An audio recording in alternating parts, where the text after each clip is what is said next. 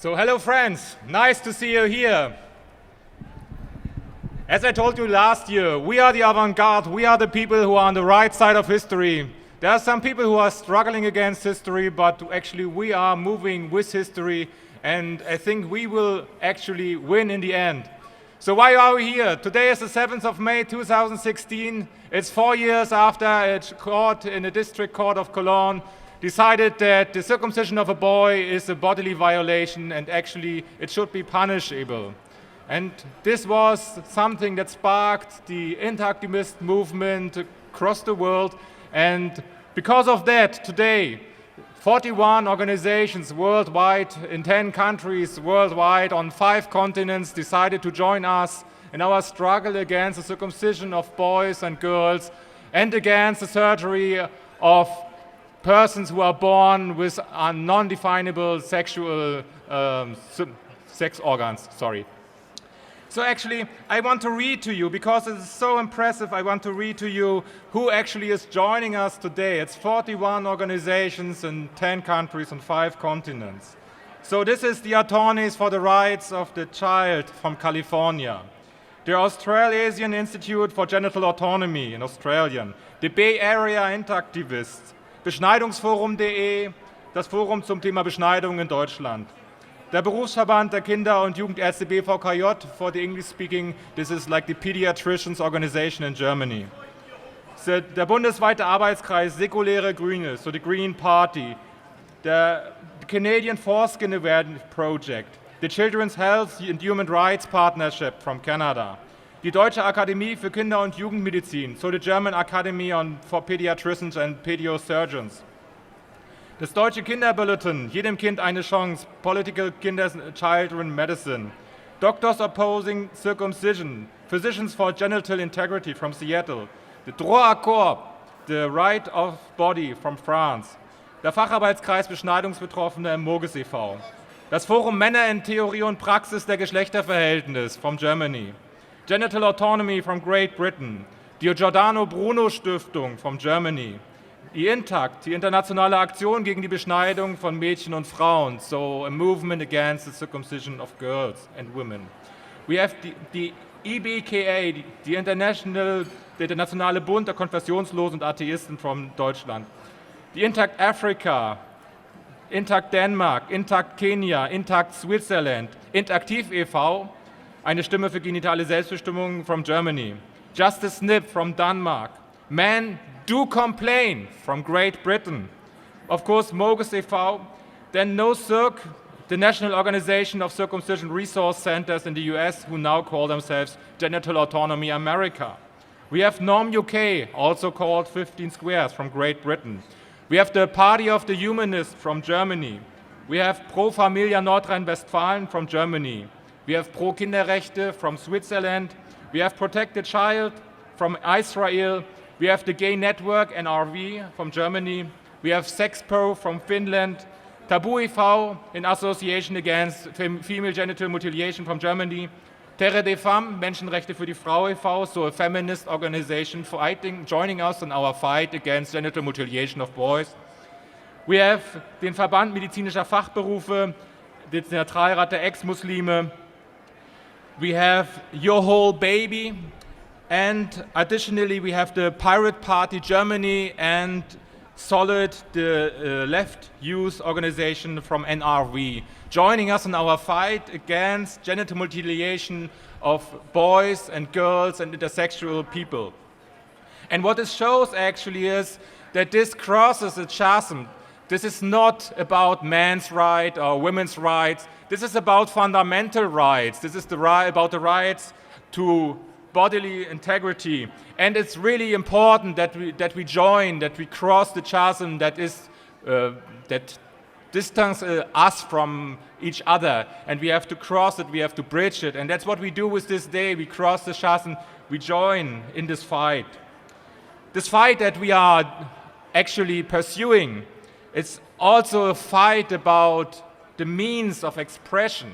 Especially in the German debate, it's always about the means of expression, what kind of expression is allowed. And Actually, I want to widen the space that we have, the means of expression that we have, the kind of words that we can use. So there are 2 points in that. And one is that we should be able to call it a mutilation. There are lots of people who are fighting the word mutilation with regard to circumcision of boys. And we should be clear, this is a mutilation, because mutilation, the word in its meaning, it talks about how it is for the person who is affected by it. So those affected define what happened to them and how it feels like. If they call it mutilation, it is a mutilation for them. And they should be allowed to call it a mutilation, and nobody should be able to stop them. The other word that people try to keep out of the debate is the word of sexual abuse. Some people try to say that this should not be seen as a sexual abuse. But for those affected who feel abused by this practice, who feel their sexual autonomy abused by this practice, they should have the freedom to call it sexual abuse. It should be allowed to call it a sexual abuse because it is against the sexual self-determination of the child. It is some practice which is against the sexual self-determination. So it should be allowed to be called sexual abuse. And that is how the people who feel like that should call it. If they feel it's a sexual abuse, it should be named as such. The organization MOGiS was founded by members of what I now call classical sexual abuse. And especially we feel sympathetic with this issue because our sexual self-determination was violated. So we see the similarities in the effects, the psychosexual effects of circumcision are not so different from classical sexual abuse. And so I'm deeply sympathetic with everybody affected.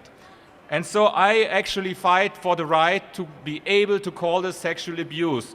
And if you feel like that, you should call it like that as well. So, then there's one point that is really important. Usually, I do not shame organizations. But now, 4 years after there was the ruling in Cologne, it's now time to shame people. There are people who are fighting for children's rights, but who are not in favor of protecting boys from circumcision. And even worse, there are worldwide organizations who are actually detrimental to the rights of boys, of sexual self-determination. And actually, we have to call them out. And this is for you, UNICEF. This is shame on you, UNICEF, for circumcising boys in Africa. Why the fuck?